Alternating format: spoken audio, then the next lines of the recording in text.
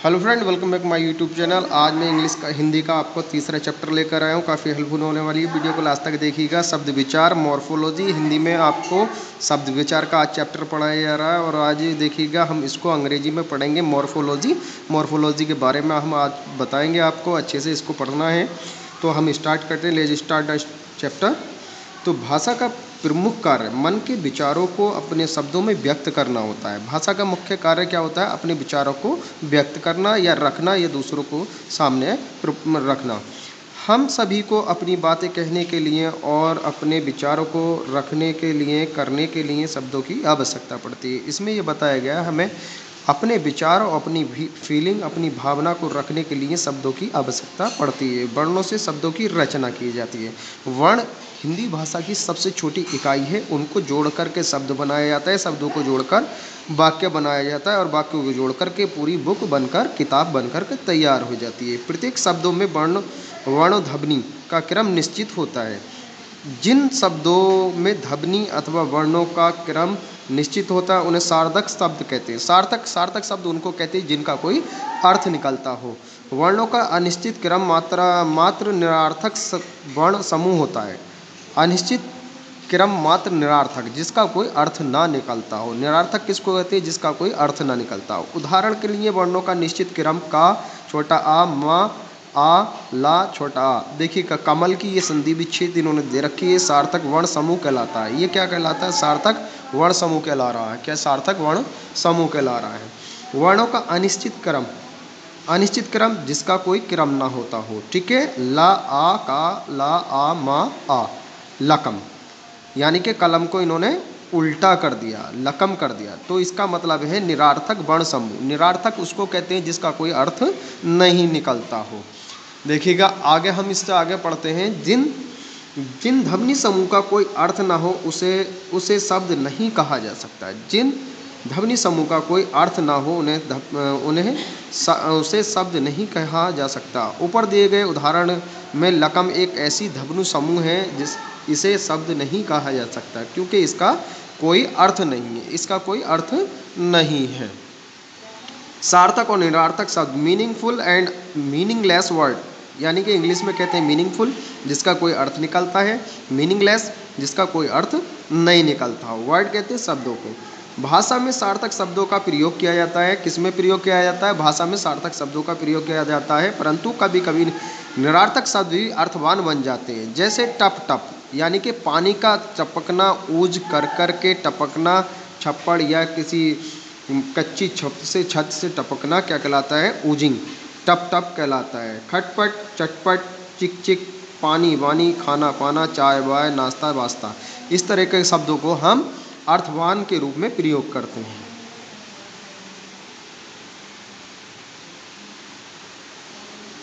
परिभाषा, दो या दो से अधिक वर्णों के सार्थक मूल शब्दों को शब्द कहते हैं। जैसे राम, जगत, गाय, केला, घड़ी आदि। शब्द और पद, वर्ड एंड फ्रेज। सामान्य शब्दों को ही पद कहा जाता है, जैसे बालक, पुरुष, स्त्री, मीठा आदि। परंतु जब उसका प्रयोग वाक्य में होता है तो वह स्वतंत्र नहीं रहता, बल्कि व्याकरण के नियमों, कारक, वचन, लिंग के आदि में बंध जाता है। देखिएगा आपने पिछली चैप्टरों में पढ़ा होगा, वचन, कारक, लिंग आदि के चैप्टर पढ़े होंगे और मैंने पढ़ा, अब मैं दोबारा से पढ़ाना शुरू कर रहा हूँ और उसका रूप भी बदल जाता है। अतः स्वतंत्र शब्द पद कहलाता है। क्या कहलाता है? पद कहलाता है। शब्दों का वर्गीकरण, क्लासिफिकेशन ऑफ वर्ड। शब्दों का वर्गीकरण करते समय निम्नलिखित आधारों पर किया जा सकता है। उत्पत्ति और स्रोत के आधार पर, रचना और बनावट के आधार पर, प्रयोग के आधार पर, अर्थ के आधार पर, उत्पत्ति अथवा स्रोतों के आधार पर, बेस्ड ऑफ रिसोर्सेज, ऑर्गेनिक। ठीक है, ये इंग्लिश में दे रखा है आपका। हिंदी भाषा में शब्दों की उत्पत्ति के 4 प्रमुख रूप माने जाते हैं। कितने रूप माने जाते हैं? 4 प्रमुख रूप माने जाते हैं। इस दृष्टि से उत्पत्ति के आधार पर शब्दों के 4 भेद हैं। सबसे पहले आप मान लेते हैं तत्सम शब्द जो होते हैं, जो संस्कृत से होते हैं। किसके? संस्कृत के होते हैं। संस्कृत के ऐसे शब्द जिनका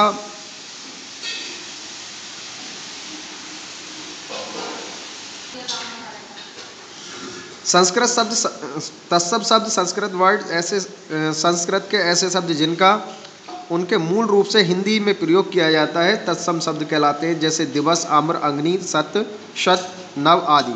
इस प्रकार के शब्द आपके तत्सम शब्द कहलाते हैं।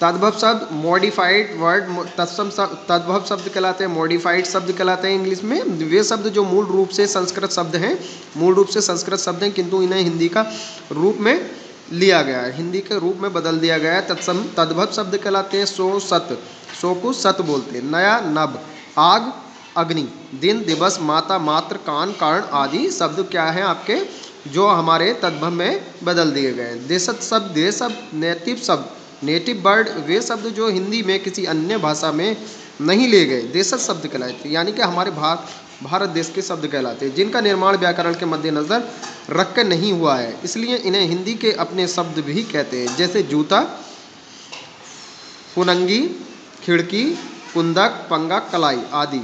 तो ये क्या है, हमारे देशज शब्द हैं। विदेशज शब्द फॉरेन वर्ड्स, विदेशी भाषाओं के ऐसे शब्द जिनका प्रयोग हिंदी में होता है विदेशी शब्द कहलाते हैं, जैसे मतलब, अरबी, आवाज़, फारसी, कमीज़, पुर्तगाली, कैंची, तुर्की, अंग्रेजी, फारसी, टेलीविज़न, अंग्रेजी आदि। ये शब्द क्या हैं, फॉरेन वर्ड्स हैं। क्या है, हमारे फॉरेन वर्ड्स कहलाते हैं। रचना के आधार पर based of construction, ways of construction, रचना बनावट के आधार पर 3 प्रकार के शब्द होते हैं। रूढ़ शब्द, ट्रेडिशनल वर्ड, ऐसे शब्द जो पारंपरिक तौर पर किसी व्यक्ति या व्यक्ति, प्राणी, वस्तु के लिए प्रयुक्त होते चले आ रहे हैं, रूढ़ शब्द कहलाते हैं। रूढ़ शब्द क्या है, किसी व्यक्ति या प्राणी के लिए प्रयुक्त होने वाले शब्दों को रूढ़ शब्द कहते हैं। इन शब्दों का कोई अर्थ नहीं निकलता है। कुर्सी टुकड़े करने पर इसका कोई अर्थ नहीं निकलता। कुछ रूढ़ शब्द हैं, जैसे कपड़ा, देश, मामा, मुडेर। देखिएगा, रूढ़ शब्दों को पहचानते कैसे हैं। रूढ़ शब्द वो होते हैं जिनको टुकड़ा करने पर उनका कोई अर्थ नहीं निकलता हो, रूढ़ शब्द कहलाते हैं। यौगिक शब्द, कंबाइंड शब्द, ऐसे शब्द जिनका निर्माण 2 या 2 से अधिक शब्दों से मिलकर होता है, उन्हें यौगिक शब्द कहते हैं। यौगिक शब्दों के टुकड़े किए जाने पर भी प्रत्येक टुकड़ा अपना अर्थ देता है, यानी कि उनका सब्जी वाला, देखो सब्जी प्लस सब्जी वाली, सब्जी प्लस वाली, उपनाम, अधमरा, यानी कि आधा मरा हुआ। तो यहाँ पर क्या है, अपने ये यौगिक शब्द कहला रहे हैं। अब हमारा योग रूढ़ शब्द, ट्रेडिशनल कंबाइंड वर्ड, ऐसे यौगिक शब्द जिसका प्रयोग परंपरा से किसी विशेष अर्थ में प्रयोग में किया जाता है, योग रूढ़ शब्द कहलाते हैं। जैसे लंबोदर, लंबा प्लस उदर, इसका अर्थ सामान्य अर्थ है जिसका उदर अर्थात पेट लंबा हो, उसका प्रयोग लंबे पेट अर्थात मोटे व्यक्ति के लिए नहीं किया जा सकता। परंपरा से लंबोदर शब्द गणेश के लिए प्रयोग किया गया है, परंपरागत, यानी कि आधुनिक पुराने समय से चला आ रहा है कि लंबोदर शब्द आपका गणेश के लिए प्रयोग में लाया जाता है। इस प्रकार लंबोदर शब्द का विशेष अर्थ गणेश हुआ। चतुर्भुज, दशानन, आत्मा, महात्मा, नीलकंठ, योग रूढ़ शब्द कहलाते हैं। प्रयोग के आधार पर बेज ऑफ यूसेजेज, प्रयोग के आधार पर शब्दों के 2 भेद माने जाते हैं। विकारी शब्द, डेक्लाइनेबल वर्ड, इनडेक्लाइनेबल वर्ड्स। विकारी शब्द जिन शब्दों में लिंग, वचन या कारक आदि के कारण विकार उत्पन्न होता है, अर्थात परिवर्तन आ जाता है, उन्हें विकारी शब्द कहते हैं। कैसे विकारी शब्द कैसे कैसे होते हैं, देखिएगा। संज्ञा, सर्वनाम, विशेषण और क्रिया विकारी शब्द कहलाते हैं। जैसे संज्ञा बालक, बालिका, बालिकाओं, सर्वनाम वह, वे, विशेषण हरा, हरे, हरी, क्रिया जाएगा, जाएंगी, जाएंगे। ठीक है, इस तरीके से क्रिया हो गया, क्रिया विशेषण भी हो गया, सर्वनाम भी हो गया और संज्ञा भी हो गया। अब देखिएगा, अविकारी शब्द जिन शब्दों में लिंग, वचन या कारक की दृष्टि से विकार अथवा परिवर्तन नहीं आता, उन्हें अविकारी शब्द कहते हैं। जिनमें कोई परिवर्तन, not be changes, there are some changes, it is called to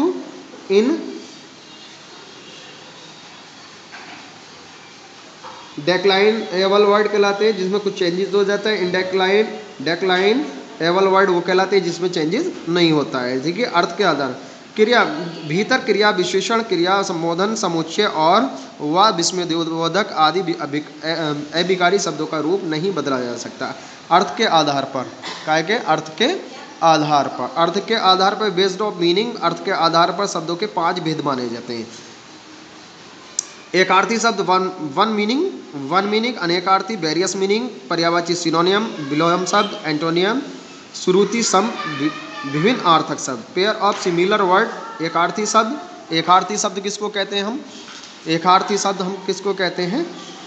एकार्थी शब्द ऐसे शब्द जिनका प्रयोग सामान्यतः एक ही अर्थ में किया जाता है, एकार्थी कहलाते हैं। कैसे गलत? अनुराग, आत्मा, कुशल, पुरस्कार, सेवा आदि। अनेकार्थी शब्द ऐसे शब्द जिनका एक से अधिक अर्थ हो उन्हें अनेकार्थी शब्द कहते हैं। जैसे कनक, धतूरा और सोना। शब्द के आधार पर धतूरा और सोना, इसके कनक के कितने अर्थ हैं? हमारे 2 अर्थ हैं। एक होता है धतूरा, दूसरा होता है कनक, सोना। बानर, हरी, विष्णु, पात्र, पत्ता, चिट्ठी। देखिएगा ये अलग अलग वर्ड हैं। पर्यायवाची शब्द ऐसे शब्द जिनके आधार पर समान होते हैं, जिनका अर्थ समान होता है, पर्यायवाची शब्द कहलाते हैं। समीर, पवन, वायु, हवा, रात्रि, निशा, रजनी, ये रात्रि के पर्यायवाची हैं और ये समीर, पवन के पर्यायवाची हैं। पर्यायवाची सिनोनियम बोलते हैं अंग्रेजी में। विलोम शब्द ऐसे शब्द जो एक दूसरे के विपरीत होते हैं, यानी कि उल्टे होते हैं, विलोम शब्द कहलाते हैं। जैसे जल, थल, छोटा, बड़ा, ऊंचा, नीचा। श्रुति सम भिन्न अर्थक शब्द ऐसे शब्द जो सुनने में एक जैसे लगते हो लेकिन उनके अर्थ भिन्न भिन्न होते हैं, उन्हें श्रुति सम विभिन्न अर्थक शब्द कहलाते हैं। जैसे अंश, भाग, अंश, कंधा। देखिए गया है, छोटे सा से बना है, ये बड़े सा से बना है, ये भाग हो गया और ये कंधा हो गया हमारा। देखिएगा यहाँ पर कुछ तत्सम और तद्भव वर्ड भी दे रखे हैं, मैं बता देता हूँ। तत्सम और तद्भव देखिएगा, रात्रि, रात, दुग्ध, दूध, काक, कौवा, श्रवण, रावण, ग्राम, गांव, धृत, घी, मीन, मछली, आम्र, आम, चतुर, चार, घृण, घिन, चैत्र, चैत, जंघा, जांग। गर्धव, गधा, गर्धव, गधा, गुहा, गुफा, अष्टादश, 18, अंगुष्ठ, अंगूठा, कूप, कुआ, अर्ध, आधा, चर्म, चमड़ा, उज्ज्वल, उजला, कच्छप, कछुआ, कुपुत्र, सपुत्र, सुपुत्र, सपूत, घट, घड़ा। विदेशी शब्द के बारे में भी मैं आपको बता देता हूँ, विदेशी शब्द भी हैं यहाँ पर। तो फारसी और अरबी।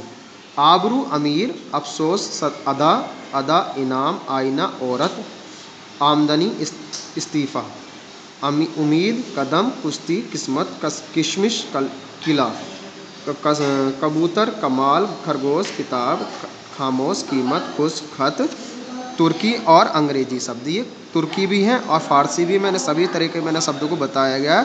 कालीन, स्टेशन, देखिए अंग्रेजी के शब्द हैं, इधर तुर्की शब्द हैं ये। उर्दू, बस, काबू, रेडियो, कुली, टेलीविज़न, कैंची, पोस्ट ऑफिस, तुर्की, कंप्यूटर, चेचक, टेलीफोन, चमड़ा, गैस, चिक, बल्ब, जाजिम, आइसक्रीम, चकमक, चॉकलेट, तमगा, डेस्क।